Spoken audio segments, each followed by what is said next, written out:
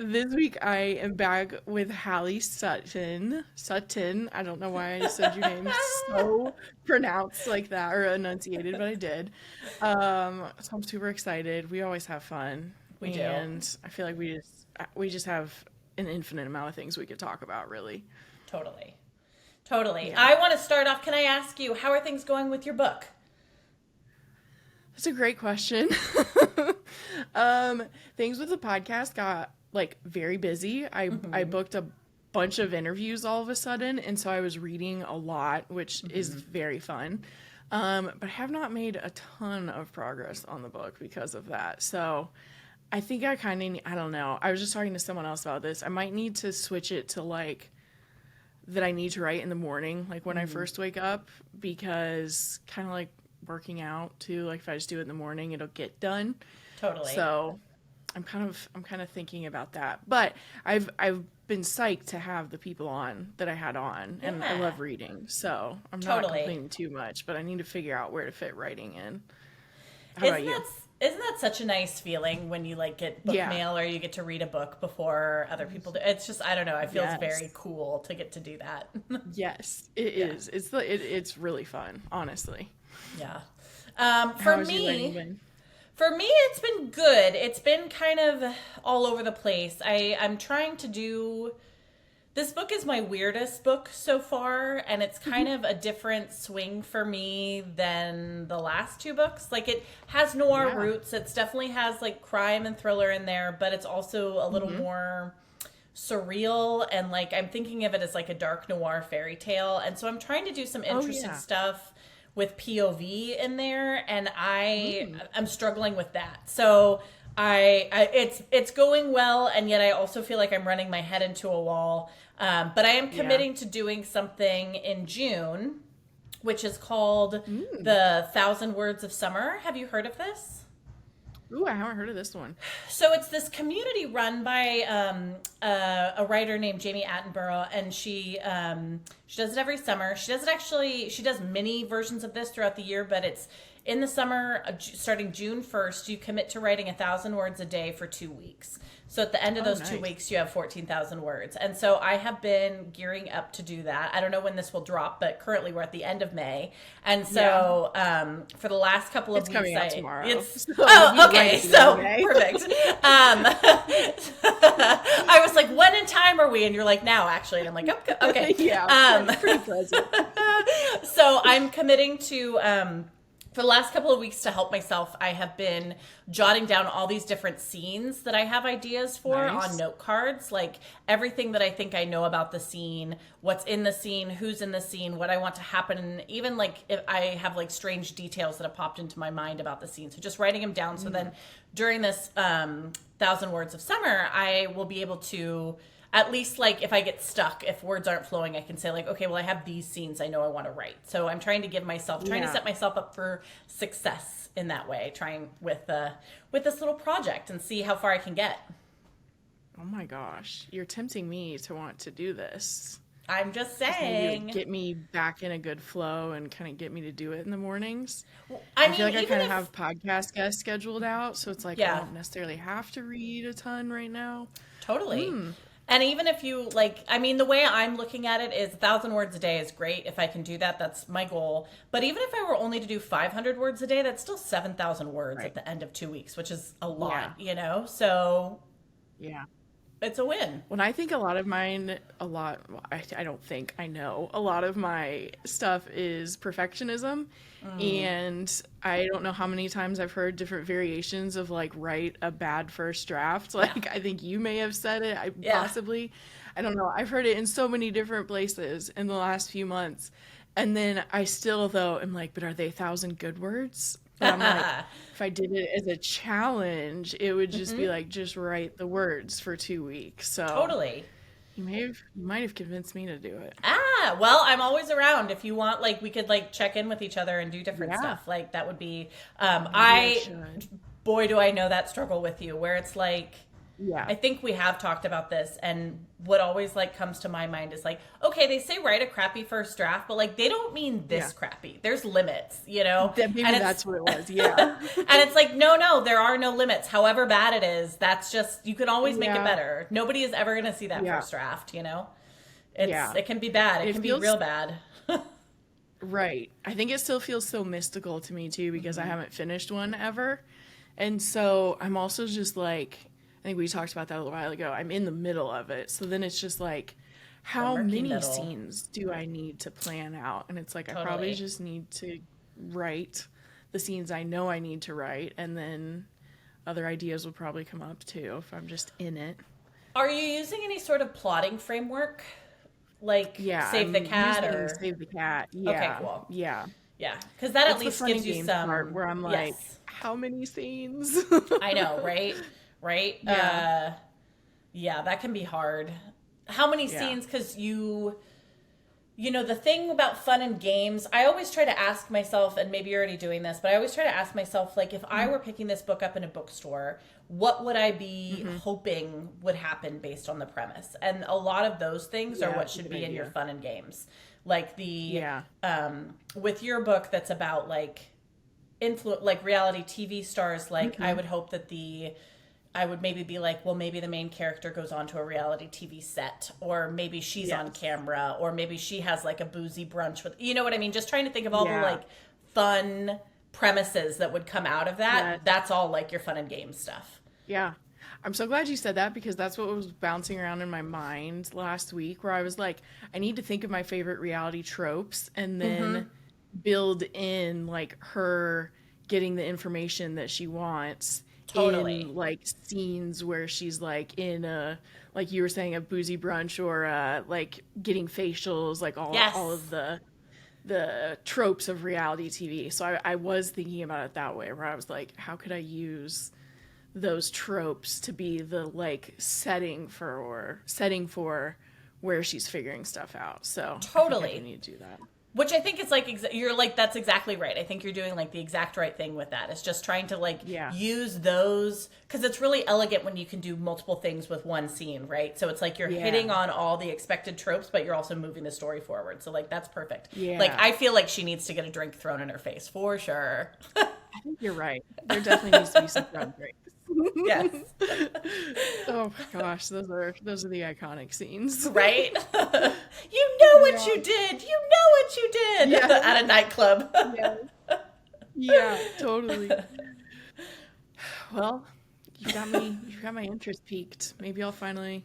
I mean, if I do it in the morning, I think it would be so much more possible. So I probably need to just do that. I keep waking up earlier, like at 5:30, like not on purpose, not trying to be that person who's like, wake up and do stuff. I'm like, good for you. Wow, teach me. I know.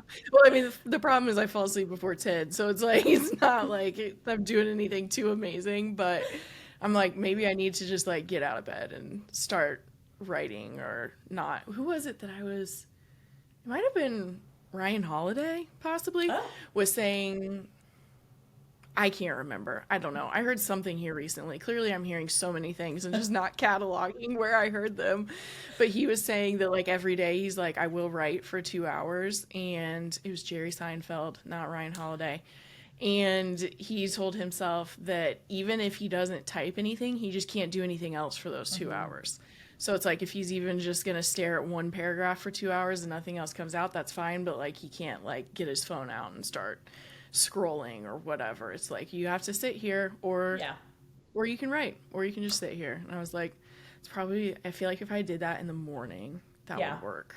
And then I'm out like at the end of the day.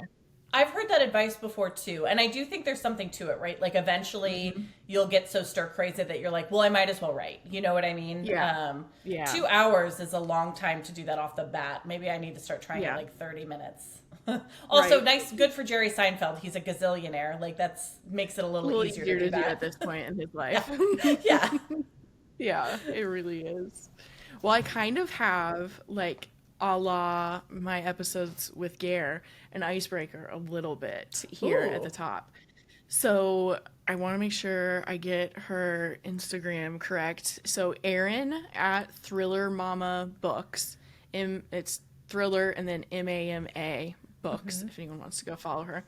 She was saying she listens to the podcast and she notices that, like, for her, especially the books she saves or like what stands out to her are buzzwords that like are the words that get her excited about a book. And so her example was that her interest is really piqued if she hears the word cult.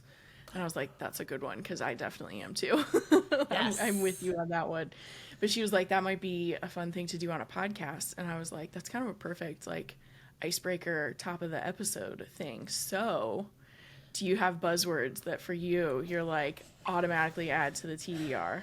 Yeah, for sure. Mine definitely has reality TV in it. Revenge would be another one that's pretty much going to get me sucked in. What else? Anytime someone's like taking down a large system, which is not a buzzword. Now I'm getting into big words, but churches especially, like I'm sucked in with that buzzword as well. I love that. Yeah, that's a good one. Cults for me, for sure.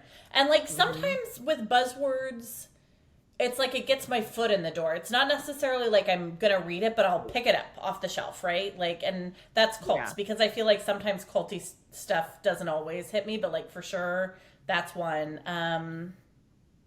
I like a good caper. I like a heist. Those are words that excite me because I like when it's crimey, but the stakes aren't necessarily protagonist in peril. You know, when somebody can do something really strong without that. I like that. I like female rage. I'm going to pick it up. Yes. Yes. For sure. That's the one I was looking for. Yeah. Revenge too in there too. But like female rage specifically, just like, is she eating somebody? Let's go. Like, I'll do it. Right now, I'm also like, maybe this is part of because of I'm trying to do something a little bit different with my third book, but like things that are more surreal or women in sports too actually is one that I'll pick up. Less not to denigrate these books, I just haven't read a bunch of them because it isn't exactly my cup of tea. Less like the romances around women in sports and more like Carrie Soto is back, or Lane Fargo's The Favorites that's coming out next year. There's also one, I know we have another topic we're going to get into, but I'll preview this a little bit. There's this book, We Ride Upon Sticks by Quan Berry, which is about a girls' hockey team that goes from being a losing team to a winning team by committing dark magic in the name of Emilio Estevez. And like, that's not a buzzword because you can't distill it into one word, but a premise that's something like that, I'm like, yes. The same with like Yellow Jackets on TV, right? Like girls' sports, darkness, I'm in. Like those things together, I'm like, let's go. Which also is challengers. I know we've talked about challengers, but like I'll continue to talk about challengers. Anything. Me too. Yeah. So those are kind of my ones right now. Yeah. Yeah. Me too.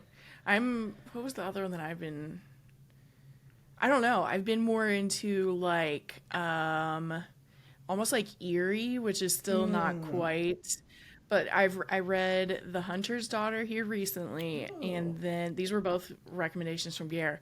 The Hunter's Daughter and The Man on the Train. I just finished today. And they have this like eerie suspense underneath them just the whole time. Like things just feel dark and off basically the whole time. Yes. And The Man on the Train was like, it's even in the description and her acknowledgments that she loves Hitchcockian thrillers. So it's also probably that buzzword actually. So like Hitchcockian suspense, Same. like I love it. I am glued to the pages on some of those like darker, really suspenseful ones lately. I agree. Hitchcockian would definitely do it for me because there's this sort of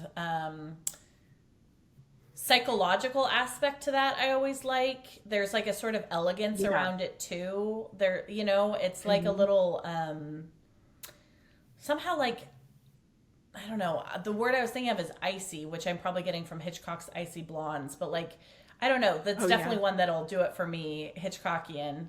Yeah. Or like oftentimes, and I know this is not quite what Thriller Mama suggested, which I do love that idea, but like also just vibes. You know what I mean? Like I started reading or I started watching a TV show that's about the Yorkshire Ripper in England, like notorious serial killer from the north of England who committed these like really deep atrocities. And then I started like craving like books written in London in like the 1960s, 70s, 80s. And so it's like sometimes I'll like fall into a vibe. And so I'm just like looking for something that fits that vibe. So those can become buzzwords too. Yeah. I have to quickly plug something then, just because you said like notorious serial killer in London. So I had an author on the podcast a couple of months ago for a book called The Night Side, and she wrote under the name M.M. DeLuca for that. But she actually sent me a copy of this book. I just haven't read it yet.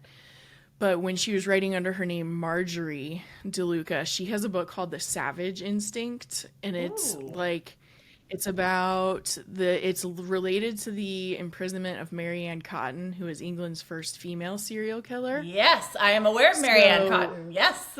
Yeah. So she has like a book where I remember she said the author's mom's grandma or her grandma, I can't remember how many generations back it had to be, lived around the corner from Mary Ann Cotton. Mary Ann Cotton, yeah, that's right. Yeah. And so she was like super intrigued by it. So then she like writes a book with someone about a character who basically she gets really fascinated with Mary Ann Cotton's case.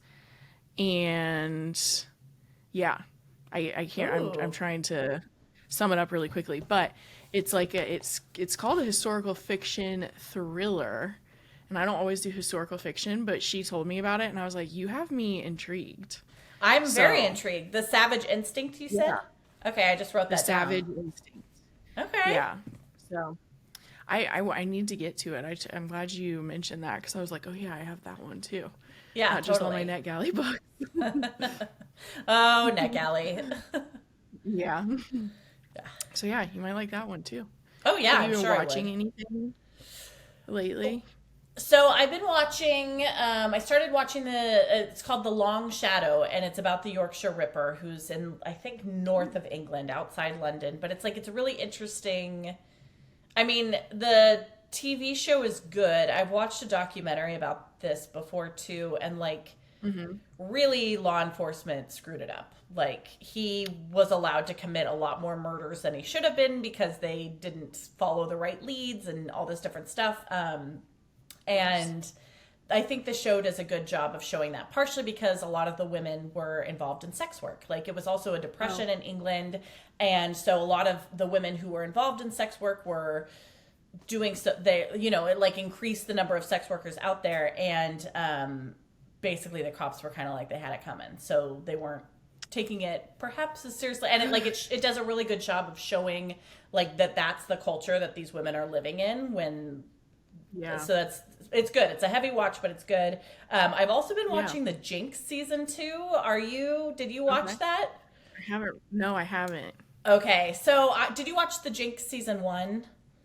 No. So the Jinx documentary series that came out, I want to say 2015, where the filmmaker Andrew Jarecki was working with Robert Durst, who definitely murdered 3 people. And yep. It would take like a lifetime of armchair analyzing why he agreed to participate in a documentary that's about his murders, but he does. Right. And like infamously, they wind up finding this really insane piece of evidence in the first season where they can match the note that somebody sent to the police alerting them to where one of the bodies were to his handwriting, and then they catch him on audio saying, "Killed them all, of course," is like the infamous line that he goes to the bathroom and is like talking to himself in the mirror and says, "Killed them all, of course." So that came out in, I want to say 2015. And there's a lot more, there's like, that's been out so long that there's like theories upon theories about different stuff in there, and go into the audio was a little bit manipulated. He did say it, but blah, blah, blah.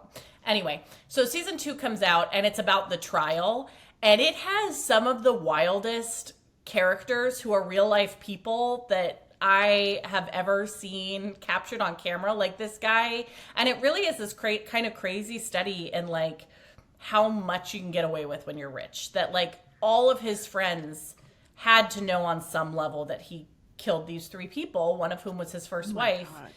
And kind of don't care because he's buying them Lexuses, or can kind of like rationalize it in their mind.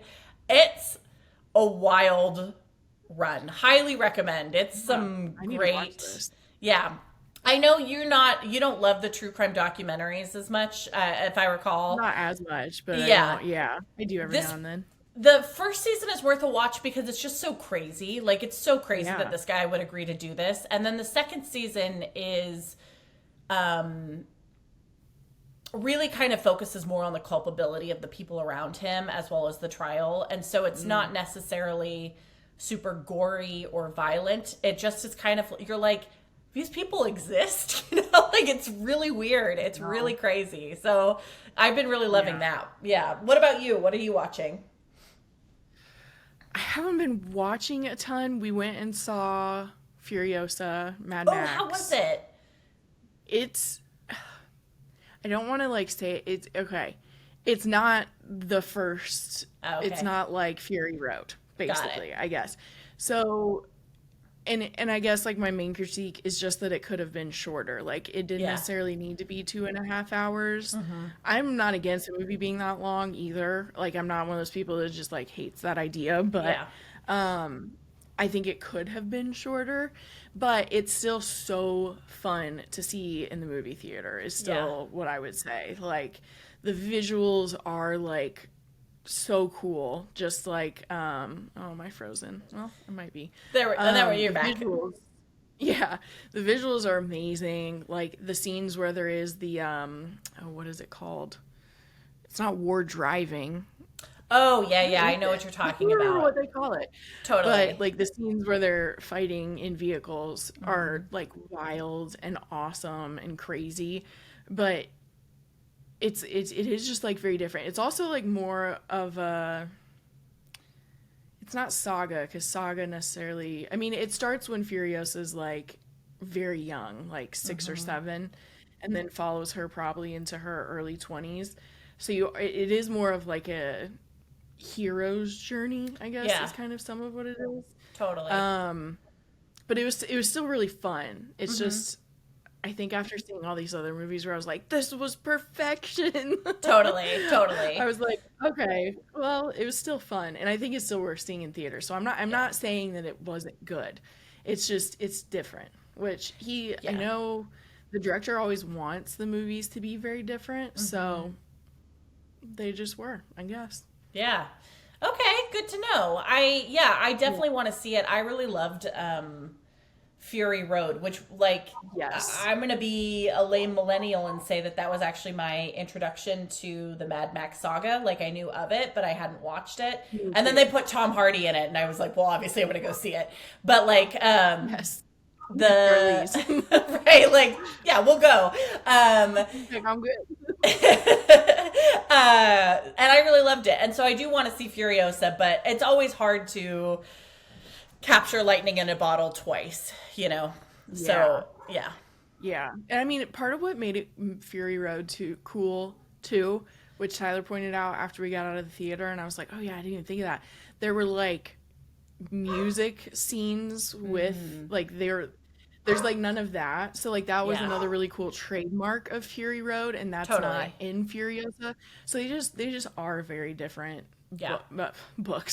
movies, but it is also a tale of revenge, and I'm a sucker for that. So totally, I was down with the revenge.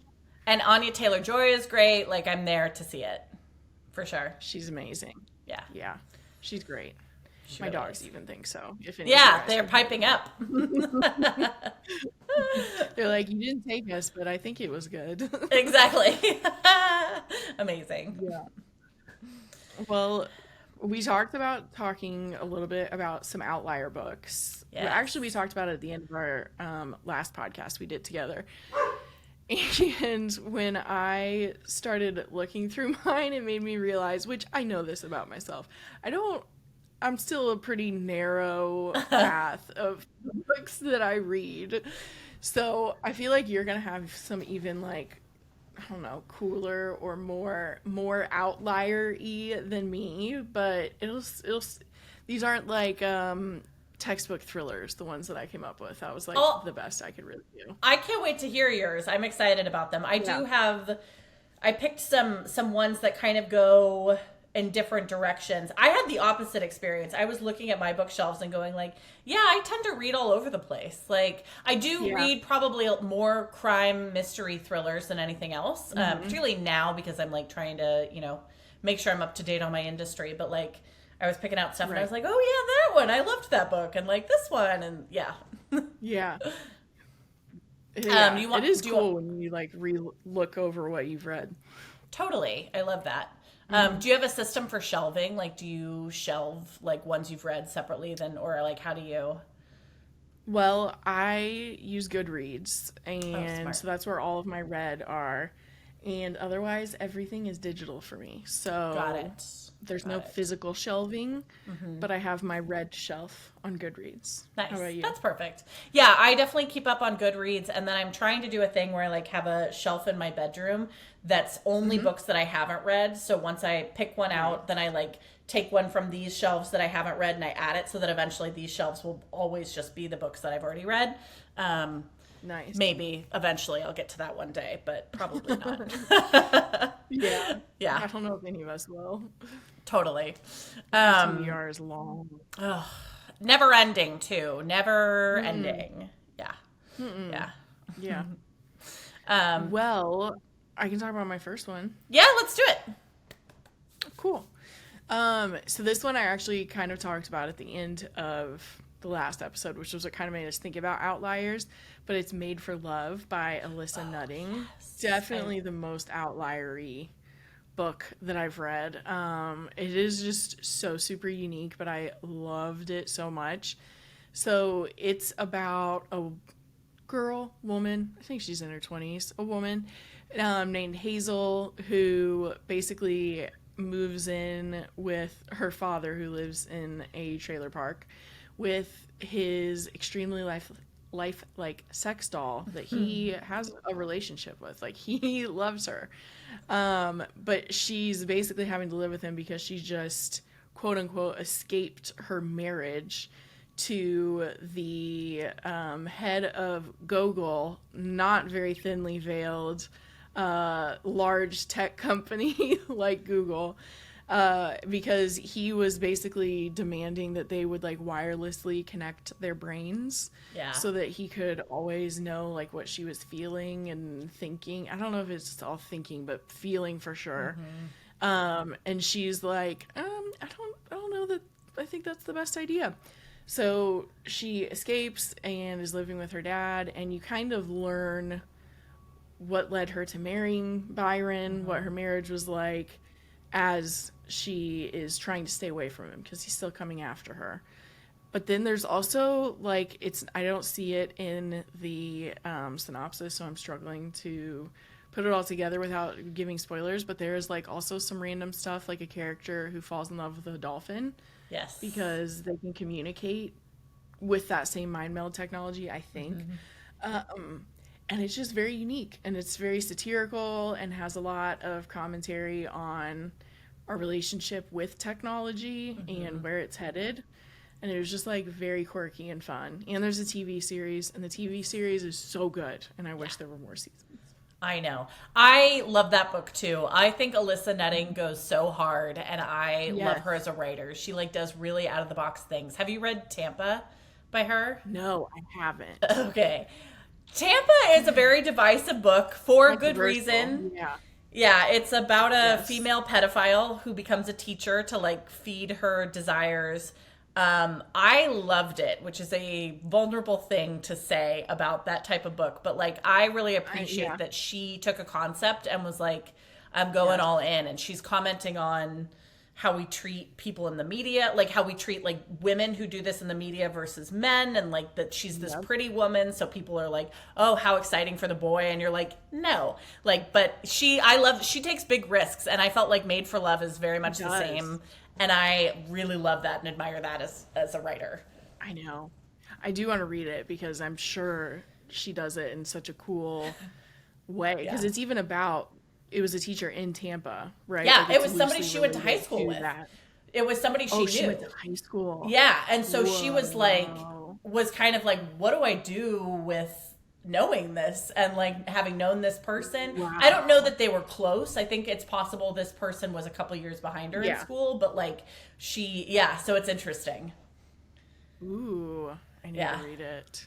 Yeah. Ooh, it's on Kindle Unlimited now. There you go. Because it got banned everywhere else. I shouldn't laugh at that, but I know. Yeah, she's very cool. she is. She's rad. I think she lives in LA too. I'm like always low key hoping I'll run into nice. her. Not that I mean, I actually think I might recognize her, but I don't know. Yeah. I would love to see her at something. Yeah, Yeah.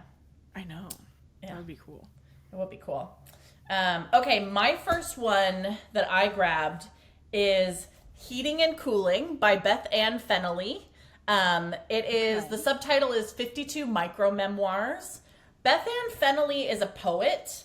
I actually think she's like the poet laureate of Mississippi is what it is. She's the poet laureate of Mississippi. And this book is just full of, some of it is like flash, like some of it is that long, some of it is like 3 pages long. And it's just here's one. One is, I'll read this one because it's so short. The title of it is longer than the thing. Returning from spring break, junior year at Notre Dame. That's the title of this segment. And the whole part of the segment is swapped the rosary on my bedpost for Mardi Gras beads. Which I think is just so like funny. And she's just so funny and sharp and poignant. I've read this book a couple of times because it's so fast. You can read it in a day. And I love it. I think what she does with language is just like vibrant and shocking and amazing. That is so cool. Some people really can just distill something Yes. into like just a few words. Totally. Yeah. Yeah. She's got a real talent That's for very that. cool. Yeah. I love that. Yeah. You and I follow Mandy McHugh. She shares poetry. You and Mandy are gonna slowly get me into more poetry. I'm not I don't read all poetry. I should. Yeah. But like the ones that really connect with me, like Beth Ann Fennelly is like, she's just, Yeah. she's great. Yeah. It sounds like it. Yeah. Well, I do not have a segue from that. Okay.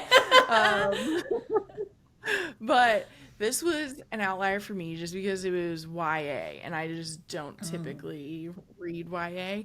But Ace of Spades by Farida Abike Iyamide, and I apologize if I pronounced that incorrectly, is so good. It's very dark, which is probably why it like didn't totally feel like YA to me.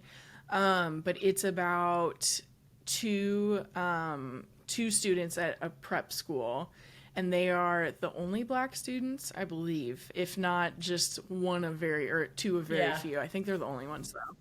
And it's Devon and Shyamaka, and basically someone named Ace is texting everyone in the school with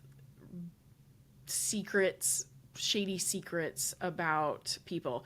Very Gossip Girl, but like more devious, the things that they're sharing.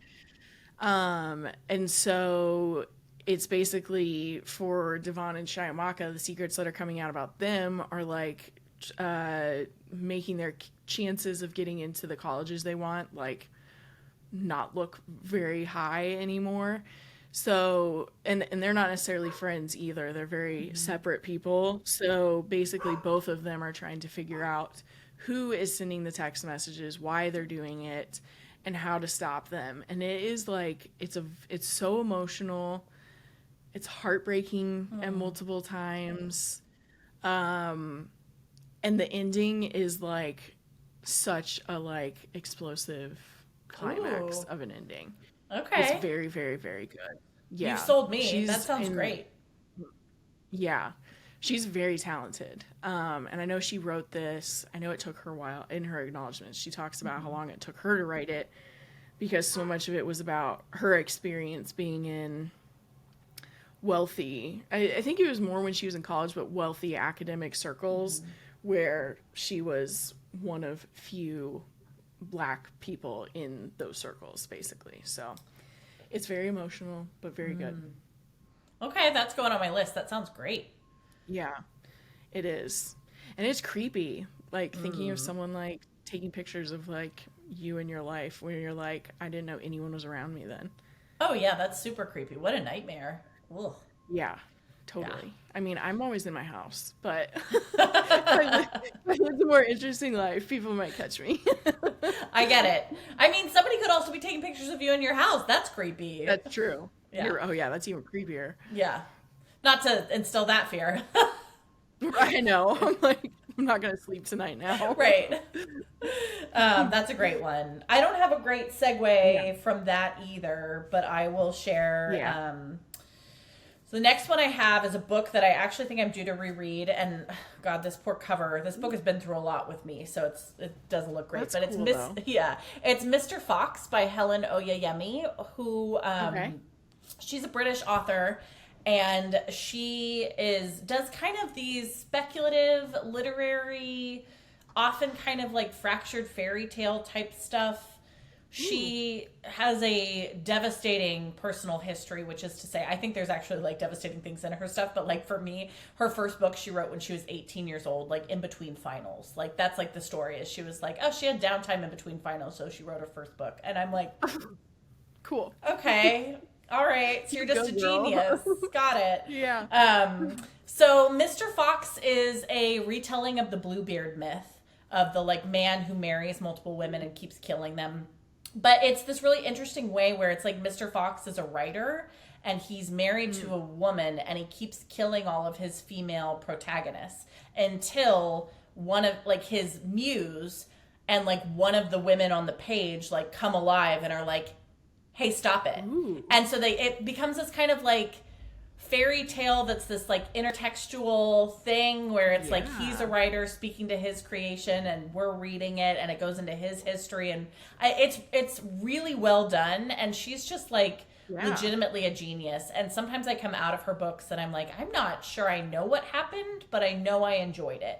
And like this is what I need to reread. I really love this book. That is I like that concept. Yeah. It's very unique. Like Yeah. your character coming out into the real world to talk to you. Totally. It's really cool. Have you read, that makes me think of, and I should have grabbed this book, but did you ever read the Thursday Next series?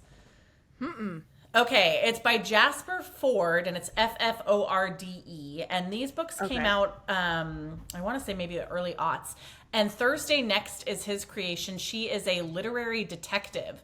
So, like, she lives in a world in which books are things that can be entered and altered, and so I think the first book is, like, she has to go into Pride and Prejudice, and, like, I might be getting this wrong. I'm sure I am. But like, as I remember, it's something like Elizabeth Bennet is refusing to marry Mr. Darcy. And she has to like go into the book and figure out what's gone wrong and set it right. So it's like a very interesting thriller, but like sci-fi, but also just kind of like bookish. Those books are great. Yes. Love them. That is such The Heir Affair is the The first Heir one. Affair. Yes. Okay, so I'm wrong. So it's Jane Eyre, I think, is Jane Eyre. refusing. Yeah. Yes. Yeah. That is such a creative idea. Yeah, Yeah. like especially for everyone who has read all of like lots of the classic books. Totally. That is such a cool idea. I Yeah. love that. Yeah, So so creative. those are great too. So sorry, I had to sneak another one in because I kind of forgot No, about I that like until I was that. talking about That Mr. is Fox. very cool.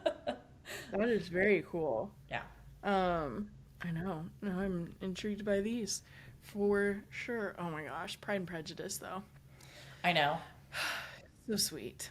Yeah, so sweet. Well, my next one is an outlier for me because it is historical fiction as well, which is funny since I Love randomly that. had a historical fiction plug earlier. Yeah. But it's not what I typically read, just for all kinds of reasons. But The Last Night at the Hollywood Canteen by Sarah James came out in 2023. I want to read this And one. yeah, the cover is really cool. It I love is. the cover. And it's about she's a screenwriter named Annie who basically I can't remember, is it in New York? Basically, I think it is she used to write specifically for this actor and actress. And so like they were all kind of like a trio that wrote and performed, and basically the actor and the actress get roles in a movie in LA and they move, and she's like what am I gonna do? And so then she gets pulled into the Hollywood scene as well. And she starts spending time at this place called the Hollywood Canteen, which is where like a lot of the stars and servicemen, this is 1943, they all go and hang out at night. So when she is there, I'm trying to make sure I don't give away any spoilers. Basically a film critic is found dead in the canteen kitchen. So yeah, that is like in the synopsis. Got it. So a really famous film critic is killed there, and Annie starts to think like, who are these new people I've been spending my time with? Because it was probably someone here who killed her. And so she goes from writing murder plays or whatever to solving one in real life with this like group of friends that were friends with Fiona, the critic who died. And they call themselves the Ambassadors Club because they're so cool. I love that. And so she makes friends with them, and they try to solve what happened to their friends. And it is the dialogue is really fun. I think sometimes that's what keeps me, like, it makes it harder for me to enjoy historical fiction sometimes. But like the dialogue's very fun, the characters are super fun, and there are other murders. I don't feel like that is really a spoiler. So it has like some of the really fun mystery thriller pacing that I love, but it's in 1943. Love that. Love that. I remember that cover. It is a really cool cover. And like, anything old Hollywood is so up my alley. I need to pick that up. I know. It's so good. Yeah. That's probably another buzzword for me then. Hollywood. Yeah, actually you're right. Same here. Old Hollywood. I'm like, let's do it, Yeah. Or even just Hollywood. That book, Where'd You Go? Where Are You, Echo Blue, is coming out. And I am so excited about that, by Haley Kreischer, about like the missing child star. I can't wait to read it. Yes. Yeah. And the cover is so cool on that one it's too. It's so cool. Yeah, for sure. Okay, my next one is one of my all-time faves. If I could write like anyone in the world, I would probably try to write like Kelly Link. But my brain does not work like this. Right. Get in Trouble by Kelly Link. Yeah. This is a collection of short stories, which are also often not my jam. Because I have a relationship with short stories sometimes where I'm like, I have a lot of collections of them I love, but like sometimes I feel both like I can't get invested in it the way that I would get invested in a novel. And then also like on the flip side, it ends and I'm like, oh, it's over and I'm not going to see these people again, But Kelly Link is perfect. And this is just such an odd collection of amazing stories with weird setups, everything ranging from like somebody who's the like house sitter for a group of fairies who have gone away on a summer vacation, to the second story in the collection is called I Can See Right Through You, and it's doggy. And it's about these two actors who are kind of like essentially a Robert Pattinson, Kristen Stewart stand-in. Like when they were young adults, they were in a film like Twilight, and they were like in love, and it was very public, and then they broke up. And so this is like years later, she has become a ghost hunter, and is like moved to Florida and hunts ghosts with a television show. And he's had like a big scandal. And so he goes down to visit her and gets caught up in like a ghost hunt this one night. She just does these kind of like, so even the way that I'm telling these stories, like that's a plot you can follow, but then what happens in them is almost this sort of alchemy where it doesn't always make logical sense, but the end of the story makes deep emotional sense, if that is like a way to like you come out of it and you're sort of like, well, there might be things hanging, but all of it feels emotionally resolved. And she's just so good. This book was shortlisted for the Pulitzer Prize. That's how good it was. And she's just like, I can't, like, if I could put this book into everyone's hands, I would. It really is like, it slaps, as the kids say. That the kids do say it. They do say it. So my next one, I am probably as much of a fan of hers as you were of your last author. It's Did You Hear About Kitty Karr by Crystal Smith Paul. Yes. Have you read it? I haven't actually, but I have it and I'm excited to read it. Okay. Yeah, the cover is so cool. But this one I heard about because I signed up for my true Outlier like author Taylor Jenkins Reid, who is the only author I am so thoroughly obsessed with outside of the thriller genre. So I was on her, or I am on her email list, and she was like talking about this book as one to pay attention to and how it's kind of similar to Evelyn Hugo. It definitely is. And so I like requested it on NetGalley immediately, and I got it that day, and I was so excited. Now I have hiccups. Oh no. Sorry, guys. It is a multi-generational saga that deals with old Hollywood, our favorite buzzword of this episode. And so it follows the story of Kitty Karr, who is a white icon of the silver screen. And she dies in present day, like I'm assuming it's 2020 something. And basically, in her will, writes all of it to the St. John sisters, who are 3 young, wealthy black women who are kind of her neighbors, basically. But basically, everyone's like, where did that come from? So we follow Elise St. John, who's one of those sisters, and she's going through everything in Kitty's house and learning more about her. She's trying to figure out what happened, and at the same time, we start following this the story of another family way back in time, and how this family's story intersects with both Elise and Kitty.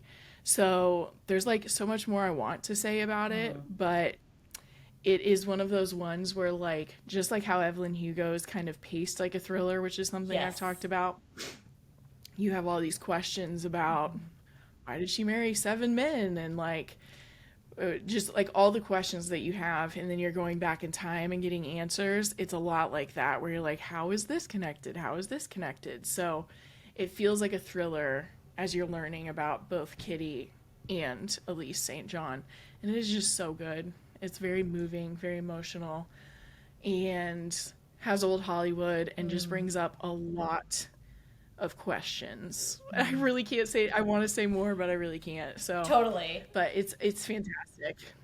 I gotta read it, and then you and I can have like an offline conversation about it. Yes. Yeah. Yes. I interviewed her too, so that's out there for anyone who has read it or just wants to hear more about it before they read it. So it's very good. When you read it, we can definitely have a long discussion about it because there's so much to talk about. Okay. I can't wait. I'm excited. Yeah. That's so up my alley. It's so yeah. Okay, that's moving up my list. Yes. Okay, I have another one that for somebody who is like, I don't love short stories. I have brought out a lot of things. I guess that's why it's an Outliers. Outliers, right? How to Be Eaten by Maria Edelman is a essentially interconnected version of short stories, and they are all fairy tale retellings. So the like meta plot is like, what if the heroines of fairy tales went to like a therapy support group to deal with like the trauma of what's happened to them? But it's also really updated. So within that, you have this story of, and it does deal with reality TV, which is like actually incredible the way that they thread it through here.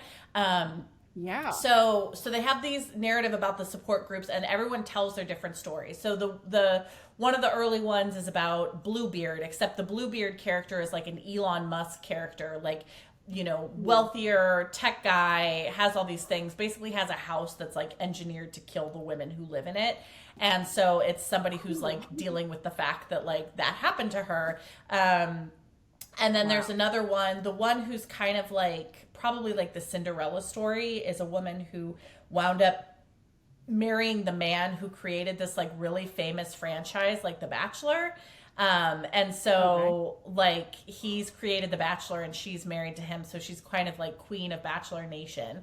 And then there's somebody else who like was one of the winners of the Bachelor franchise, but her story is kind of like a Sleeping Beauty story. Like there's all, it's so good and so funny and well done. Yeah, I would highly recommend it. I wound up reviewing this book last year for Ms. Magazine, or 2 years ago actually. And I loved it. I really loved it. Like it's really unique. It's fun. It just feels like a book. I always love it when you can read a book, and who knows if this is the reality behind the experience, but it feels like the author was having a lot of fun writing it, and that's what this feels like. She brings up weighty questions of misogyny and complicity and different stuff, but like it's just really fun. It's a really fun book. Yes. Yeah. So, speaking of books where it feels like the author had a lot of fun and definitely covers misogyny. Sure. You interviewed her for your Too Many Tabs, and it's not out yet at this time that you guys will be listening to it, but Lori Brand's Bodies to Die For. Yes. You can tell how much fun she was having writing that book. Like, totally. So fun, so incredibly fun. Have you read it too? I did. I got to blurb it actually, so I got to read it early. Oh my God. And it was great. Yeah. It's so good. Like, that was how I felt reading that whole book. Oh, and then getting to talk to her, I probably could have talked to her for like 2 or 3 hours, honestly. Like, totally. She's so great, and like Sorry, go ahead. The first death, I was like, the way that it happens is so incredible for a fitness world thriller. And I was like, she was just having fun with this. Totally. You can feel that. And I loved that, like, we're in this world of female bodybuilding that I like did not know anything about, and getting this inside look at it. Like, it is definitely fun and unique, and I love it. Takes on diet culture in a very direct way. Like, I'm into it. Yes. Yeah. Yes. And there is no fat shaming. There is no skinny shaming. There's no shaming in this book. It's Steph and I were talking about, like, both of us feel like this need to tell everyone, like, if you think the book is this way, it's not. Totally. Like, it could not be a more overall positive book to read while also being like a really classically fun thriller. So totally that's my blurb about Bodies to Die For. But this How to Be Eaten sounds so unique. You have so many unique books. That's what I love, hearing all of the unique ones that you've read. But this one is short stories too? It's kind of both. Or is it kind of like a person's perspective? Yeah, that's what it is. So it's like, so you've got this like meta narrative going through of all of them coming to the support group, and it's run by a man, and you're kind of like, what's going on with him?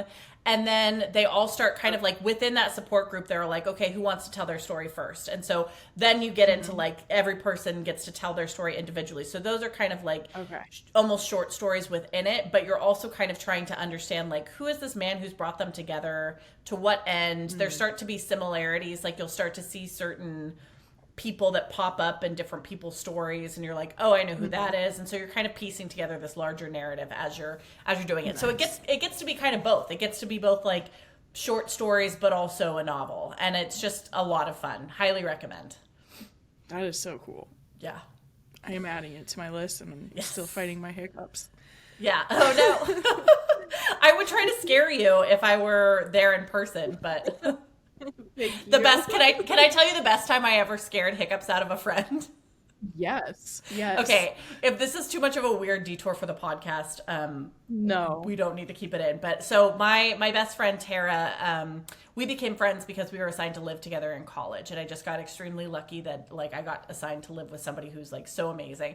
And so I had a college boyfriend, and we were living no, I wasn't living with the college boyfriend, I was living with Tara, and she had this bad batch of hiccups and just could not get rid of them. And finally I was like, I gotta talk to you about something. And she was like, what? And I was like, I think I'm pregnant, and like I haven't told my boyfriend yet, I don't know what I'm gonna do. And she was just like, oh my god, really? Like, what are you thinking? How are you feeling? And like, so I was like, I don't know. I'm just like, I'm really worried, da da da da. And then she's like, oh my God, Hallie, are you serious? And I was like, no, but your hiccups are gone. And she just like almost started crying. She was like, what? Like, and I was like, you can only do it once, but that one time was super effective.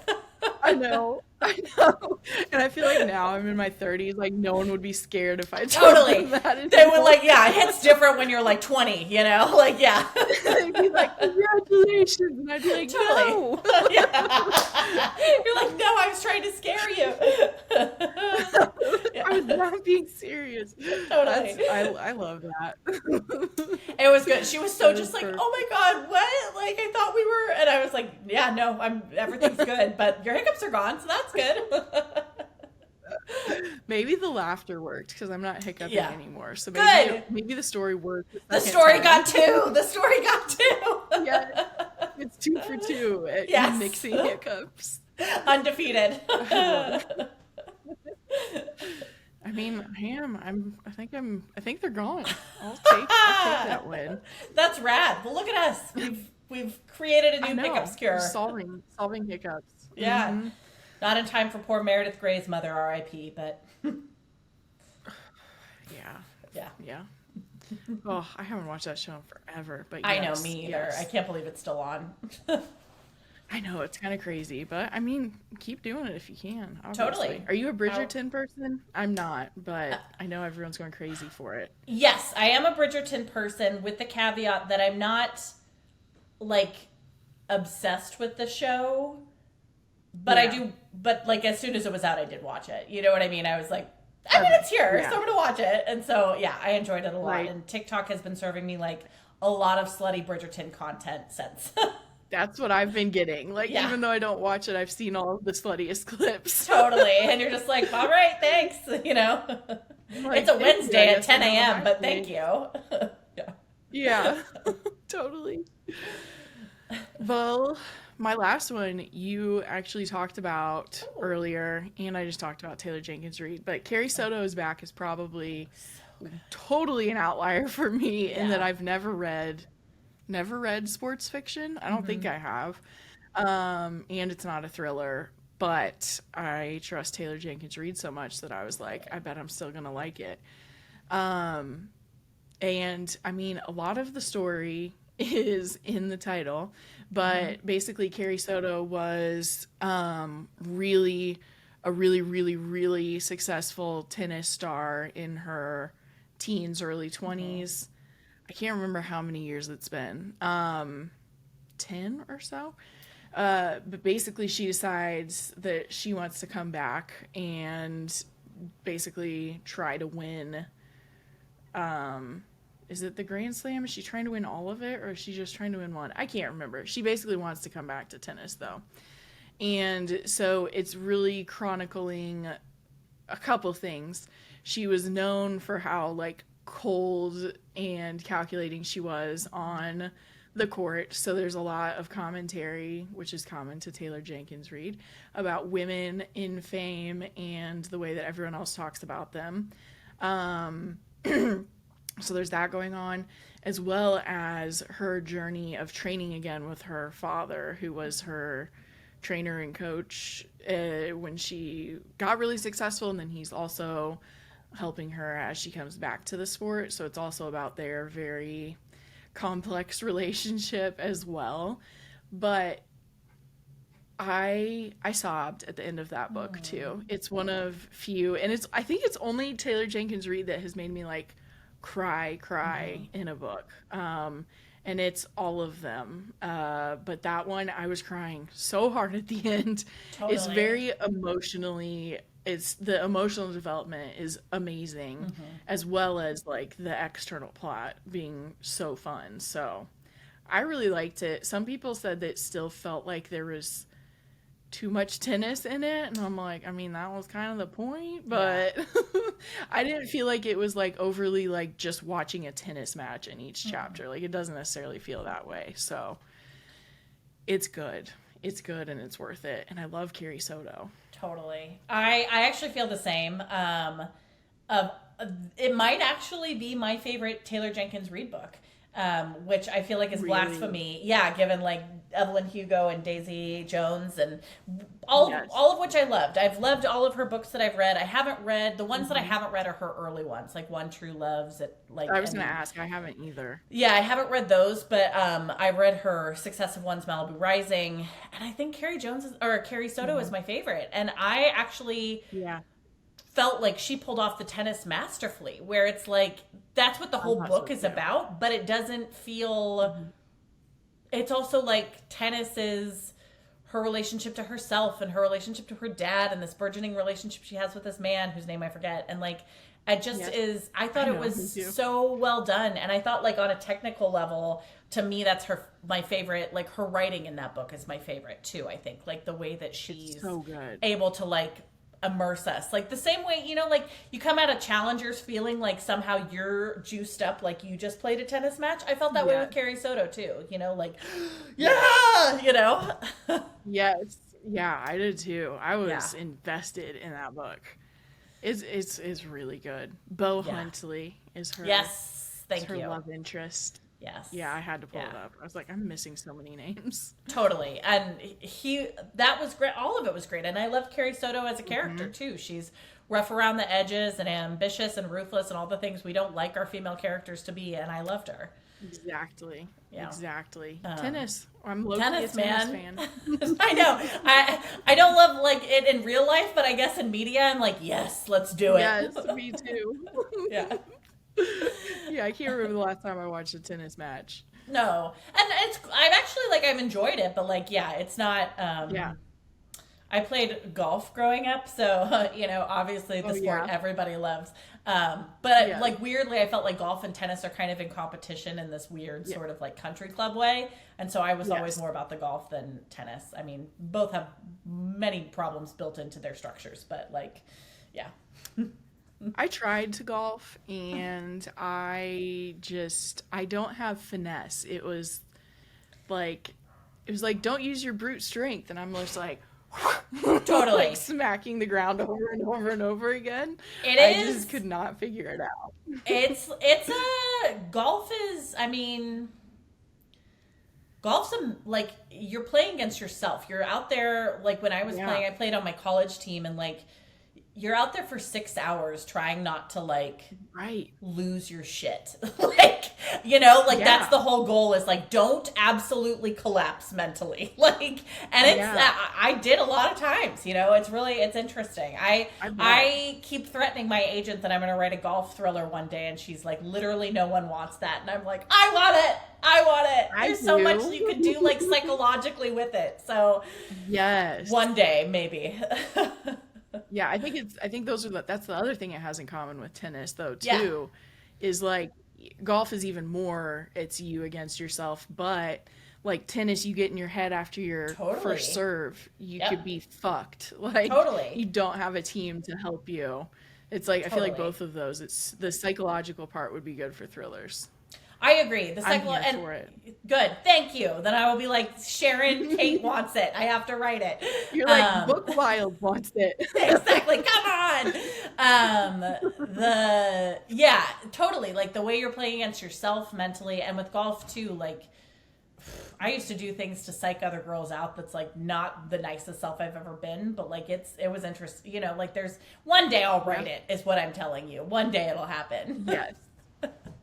Also, before I forget, have we talked yet about how not only is Challengers like a tennis match in its structure, it also starts with love and ends with them at 40. They're 40 at the end. How did I not Oh, catch that? So that's it so starts with love smart. and ends in their 40s. And I was like, oh my God. I didn't even think of that. That's crazy. Oh I my didn't God. either. Well TikTok told done. me. Yeah. I I know. so I saw it in theaters a second time and I was struck I by wish I all did. you should. It's so worth it because like there's all these Yeah. little things that I didn't catch the first time like the Yeah. at one point Josh O'Connor like when you first see them when they're young he's talking about like anybody who wins juniors goes on and doesn't have a career and then like which winds up being Yeah. true for a couple of people in the thing Mhm. and then there's also they talk Yep. about in that infamous hotel room scene they talk about that girl that they liked and that like she got hurt and never played tennis again and you're like foreshadow so it's Foreshadow. just the writer just built in a lot of really clever little like mirror parallel pieces within it that I thought was like oh Mhm. well done Oh my done gosh. yeah I know.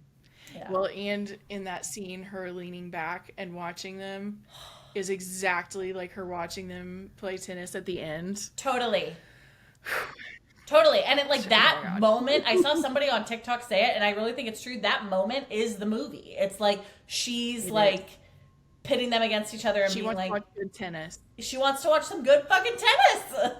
Yeah. Mhm. Whether that's actual I tennis love or it so emotional much. tennis, like, yeah, it's so good. Yes. Yeah. Yes. Ugh. Uh, I'm gonna have to see if it's still in theaters. Maybe I will go see it again. do it. I'm not against it. Yeah. I have one more book too. Should I share? Cool. Okay. Yeah. So this one is called Frankissstein by Jeanette Winterson. Ooh. And Oh my it gosh, that is cover.